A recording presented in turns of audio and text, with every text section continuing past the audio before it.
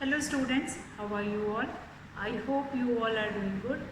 Children, as you all are aware that we were doing chapter 10, that is respiration in organisms, and we have done introduction of respiration as well as what is the particular definition of respiration, that also we have seen, and steps of respiration. After that we had done types of respiration. Now in types of respiration we have done two types of respiration, that is aerobic respiration and anaerobic respiration. Now aerobic respiration is the respiration which happen in the presence of oxygen, and anaerobic respiration which happen or which occur in the absence of oxygen. Now aerobic respiration which help to burn food inside your body in the presence of oxygen, and after burning the food, carbon dioxide, water and energy will be released. Then aerobic respiration we will be finding in all the living organisms like animals, plants, human beings. In all living organism we often find it out this aerobic respiration only. So where do we find it out? Anaerobic respiration. So anaerobic respiration we will be finding in microorganism like yeast. They are performing anaerobic respiration. Microorganism, what does they do? So second type of respiration is anaerobic respiration, in which glucose burned in the absence of oxygen and release alcohol with carbon dioxide and energy. One more anaerobic respiration that occur in the muscles of our body. So this first anaerobic respiration which happen due to microorganism like yeast. When we add yeast in any wheat flour to cook or to bake cake or bread, so in that yeast is going to ferment inside the wheat flour, and then they are doing anaerobic respiration. Due to action of yeast, they are going to release alcohol, then carbon dioxide and energy inside that, and that will only help them to bake the bread. This process is known as fermentation, which we can find it out in curd also. In curd also the same thing will happen, that when we we will add a spoon of curd in a hot milk. Then after fermentation, that bacteria which is present, that is going to ferment inside it, and then that bacteria is doing anaerobic respiration, and then formation of curd will happen. So, but here one contradiction is there, that anaerobic respiration occur in our body also, in human body, due to the action of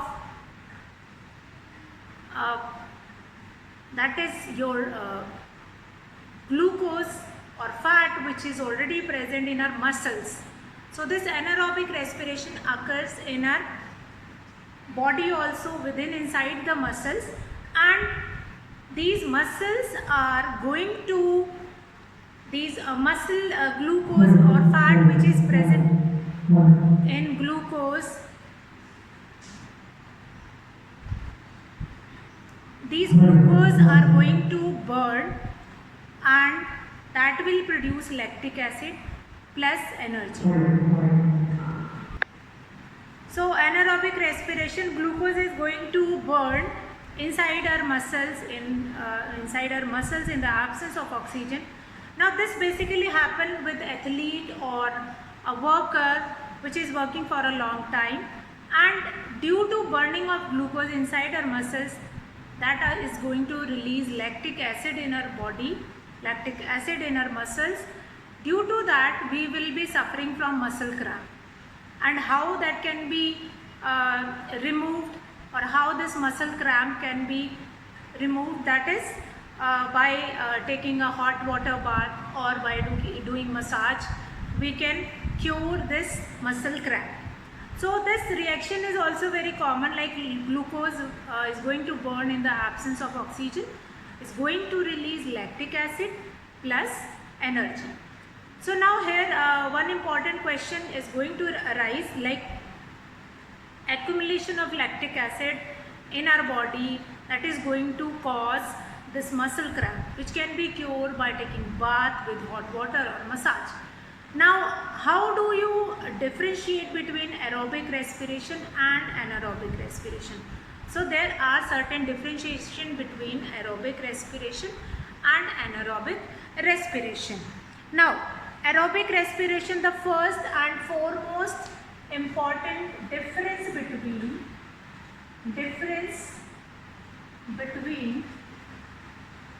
aerobic and anaerobic respiration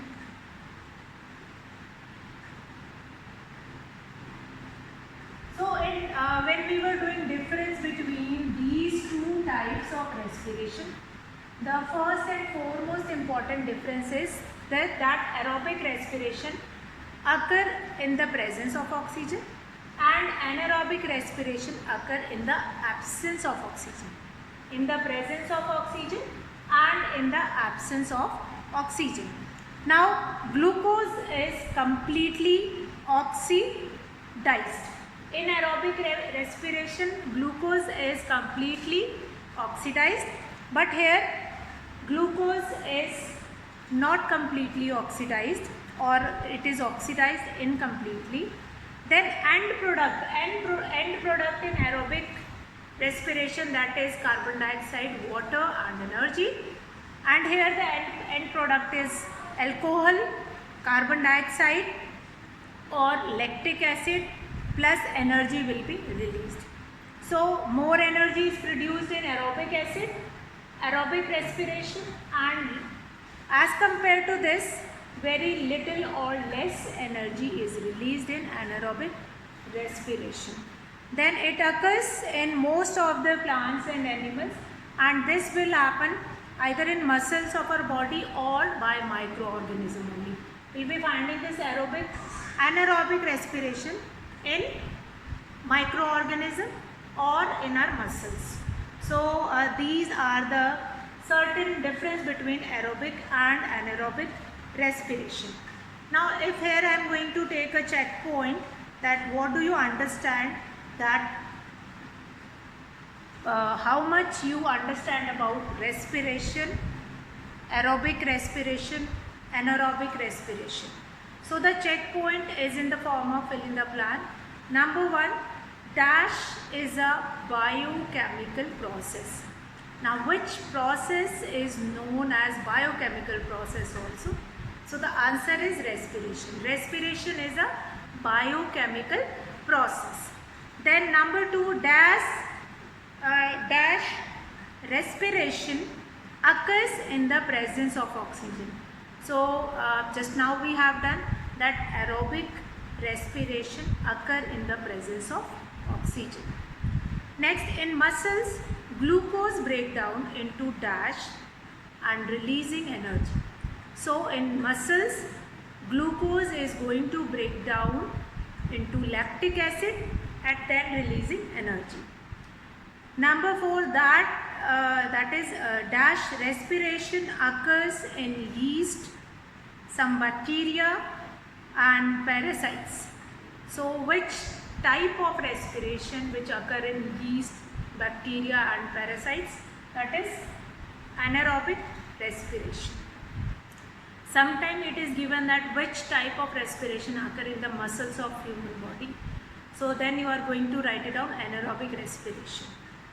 So now how do we respire? That different steps we have done. Now respiration in humans that we are going to see, that is respiratory organs in humans that is present, and respiration in human that we are going to see, that is our next topic. So respiration we understood about the whole process. What do we mean by respiration? So let us see that respiration in humans. Respiration in humans. So we all are aware that we have respiratory organs, that is lungs, and then we have nose pipe through which we intake oxygen, and then it will reaches into our lungs, and after that lungs are going to help in exchange of gases. So respiratory organs in humans that we are going to see first. Respiration in humans, and after that respiration in humans we are going to do about different respiratory organs, and then we understand how do this process of respiration work in our body. So respiration in humans, the first is that respiratory organs in humans, what are which are the respiratory organs in our body. So if I do about the respiratory organs which are present in our body, that is lungs are the main respiratory organ.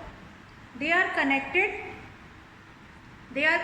with the external air through nose, nasal passage, larynx, pharynx, trachea, bronchi and bronchioles. So these are the certain part of your respiratory organ. So respiratory organs in humans which help them to respire. Respiratory organs in humans which help them to respire. So there are certain respiratory organs which help them to respire, like we have lungs are the main respiratory organ, lungs, then we have nose, nasal passages, then we have larynx, then pharynx, then trachea,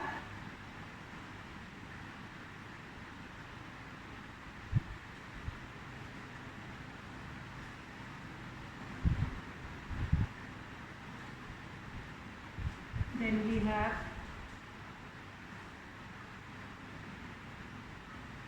bronchi and bronchioles.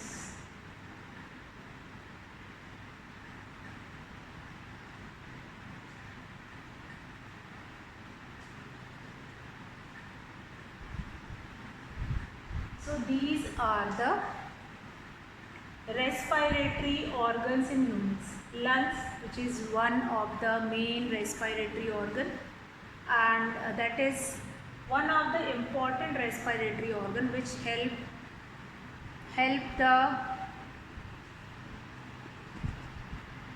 body to breathe in. Fine, like lungs is the one of the main respiratory organ. After that we have nose. Nose is only allowed to enter air into our body. Then nasal passage, which that pipe which is connecting nose to the larynx, then pharynx, then trachea, the whole nose pipe, then bronchi and bronchioles. So these are the certain part respiratory organs: lungs, nose, nasal passages, larynx, pharynx, trachea, bronchi and bronchioles. So these are the certain respiratory organs which are present in our body. So they are connected with the external air through nose, nasal passages. Now lungs is the major organ, and inside the lungs we have all these things: bronchi, bronchioles, larynx, pharynx, that we are going to understand. So now we'll understand about the Okay, so here one important question arises that why we should only breathe through our nose? Why don't we breathe through our mouth also? Is it necessary to breathe through our nose only? So here the answer to this question is we should breathe through nose only because while passing through nasal passages, air becomes moist. The moisture which is present in our nasal passages, that will make it moist. Air gets warmed up to body temperature. Dust, smoke particles, pollen and microbes from the inhaled air are trapped by air which is present in the nasal passages. So clean and filtered air enters the lungs. So that is one of the important question that may arise always, that why should we breathe through our nose only. So first of all, these are the certain respiratory organs. Now we are going to discuss these respiratory organs one by one. So first is nose and nasal passages. Now nose and nasal passages, we breathe air through nose or nostril. So the first is nose and nasal passages and nasal passages. Number one is this nose and nasal passages. Now we breathe through our nose or nostrils. Nose, or sometime it is known as nostrils also, nostrils, and the nostrils open into nasal passages. Now this nose, we breathe through our nose or nostrils, and these nostrils open or joined with nasal passages. Now in the nasal passages, the air is filtered, warmed and moistens before entering the lungs. So in nasal passages, that air which entered in our body, that will become moist, that will become filtered and warmed, so that there will be no dust particle which is going to enter in our lungs. So after nose and nasal passages, nose is also known as nostril. Sometimes that we breathe in through our nostril. Sometimes you have heard that also, that we breathe in through our nostrils. So this nostril and nose is same. So you are not going to confuse with it that what do we mean by like nose is separate and nostril is something different. So both are used on the same place, that is vice versa. Then we have the next. Now after we breathe in through our nose, that nose is going to join that breathing through our nasal passages, and in nasal passages they become moist, they become warm, air is filtered, and then only it will enter in lungs. After that, number two, that is larynx. Number two, that is larynx.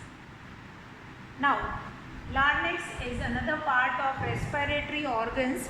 Now larynx, the nasal cavity opens into larynx. The nasal cavity opens into larynx or voice box, which is also known as Adam's apple. Now Adam's apple that connect to pharynx. Fine. So larynx is only going to connect it with pharynx. These are the two parts which are interrelated with each other or interlinked with each other, larynx and pharynx. Now the nasal cavity open into larynx first. Now this larynx is only known as voice box, that is known as voice box, or it is known as Adam's apple. Adam's apple. So Adam's apple, which is your exactly this place. this is your Adam's apple. Since this is, you might have seen of some people that this part is coming out. So that is why that is known as Adam's apple only. So Adam's apple that connect the pharynx to the trachea. So now here pharynx, then larynx is connected to pharynx in here only, and that this pharynx is connected to the windpipe, which is known as trachea. Now the opening of larynx is, or glottis is guarded by a leaf-like structure which is known as epiglottis. So larynx, where larynx connected with the pharynx, or the larynx is going to connect it with the that is opening of larynx is known as, or glottis is guarded by a leaf-like structure which is known as epiglottis. Epiglottis which prevent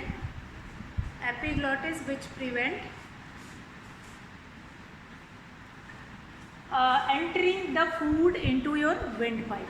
Now epiglottis is a thin muscle only which is hanging here in your this larynx part in your glottis, and that is moving like that. Like when you breathe in, that will be that is going to that is flippers. It will be working like a flippers. It is going to close your that is your food pipe. Then oxygen will enter into your lungs. When you are eating, then this glottis is going to block your windpipe, so that food will not enter into your windpipe. So that is why very sensitive epiglottis, that is flap that is made up of elastic cartilage tissue at the opening of the larynx. So here we'll understand one more term, that is epiglottis. Epiglottis, what is epiglottis? Epiglottis is epiglottis. What do you mean by epiglottis? Epiglottis is a flap-like structure. Flap which that is made up of flap that is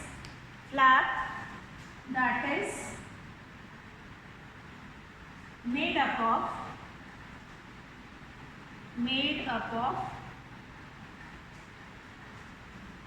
elastic cartilage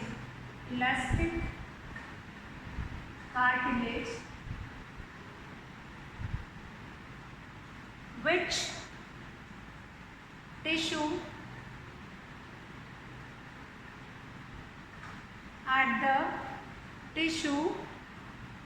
at the opening of the larynx, opening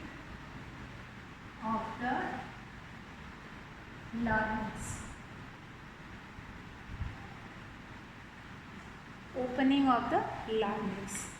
So epiglottis, flap that is made up of elastic cartilage tissue at the opening of the larynx. It is present at the opening of the larynx. So epiglottis is very important, since it is going to close your windpipe when you are eating food and when you are gulping food inside, and it is working itself. It is not. Sometime what happened that you keep on talking while eating, then your mother or father is going to mention it that don't talk while eating the food. So that is the reason why is it so. Now next is, after larynx and pharynx, then the food enters into trachea. Now the food enters into trachea.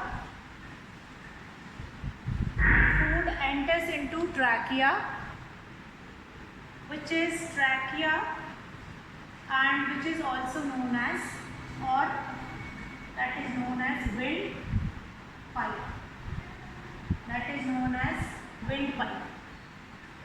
So what is the function of windpipe is that windpipe, what does it do?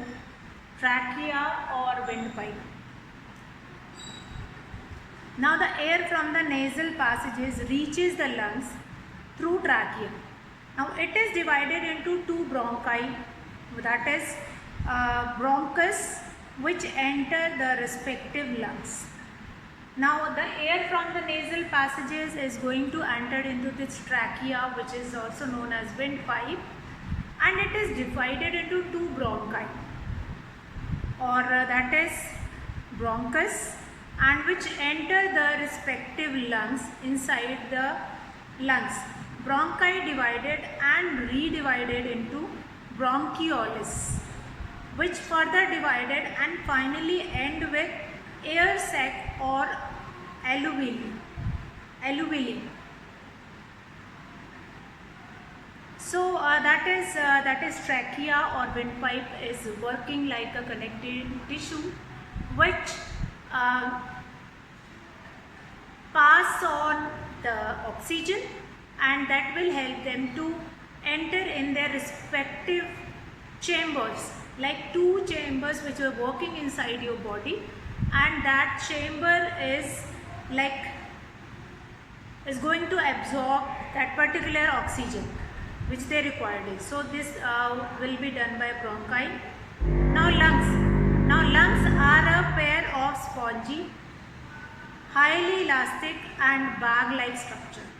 After this trachea, then we have lungs. After this trachea, we have lungs. Now what does this lungs do? Then lungs are a pair of spongy, high elastic and bag-like structure. Now they are enclosed in an airtight thoracic cavity which is formed of backbone, ribs and sternum. Now a large muscular diaphragm forms the floor of thoracic cavity and separated from abdominal cavity. So that will be there, that is lungs are going to separated with abdominal cavity. Now lungs have numerous thin wall and tiny air sacs also, that is known as alveoli and alveolus. The surface of alveoli is covered with a fine network of blood capillaries. When we breathe in, these alveoli gets filled with fresh air. Now oxygen from the air enters the blood capillaries and carbon dioxide from blood comes out in the air. So these are the certain working of your respiratory system, or how respiratory organs in humans are going to work like. So these are the certain respiratory organs which work in our humans, that will work like, and how these lungs are going to work alike. So this whole process, like how we breathe in through our nose and how it enters into our nose pipe, or that is nasal passage, then trachea or windpipe, then it enters into our alveoli, and then how epiglottis is very important in our body. So these are the certain respiratory organ. Like when we were studying about respiration, we must be aware of this respiratory organ. Although most of the part of this respiratory organ you have read it earlier also, but there are few more certain parts which are very important in this.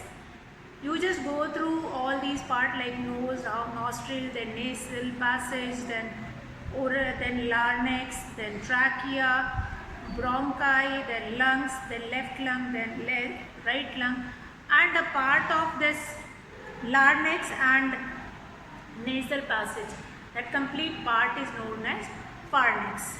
Then how glottis are going to work like a flappus, which is made up of cartilage and soft tissues, elastic cartilage tissues, and they are working like a flippers in between, and then they allowed the food to enter into that particular part.